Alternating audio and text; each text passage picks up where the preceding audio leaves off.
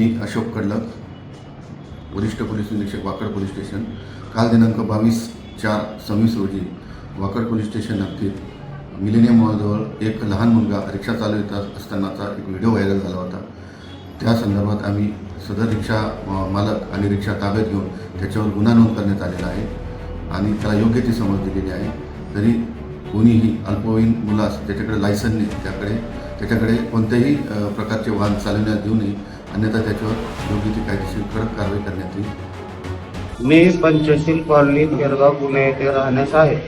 माझ्याकडे माझ्या मालकीची MS 144978 क्रमांकाची रिक्षा आहे। ती मी रिक्षा चालवतो। काल मी विचाराने ती रिक्षा 10 वर्षाचा मुलगा याला चालवायला दिली होती, त्यामुळे वाकड पोलिसांनी माझ्यावर गुन्हा दाखल केला आहे आणि मला योग्य भाषेत समज दिली आहे आणि मी हुशार झालो आहे। तर तुम्ही पण भविष्यात अशी कोणतीही कृती करू नका, नाहीतर तुमच्यावरही गुन्हे दाखल होतील आणि पोलीस समज देतील। कायद्यात राहाल तर फायद्यात राहा।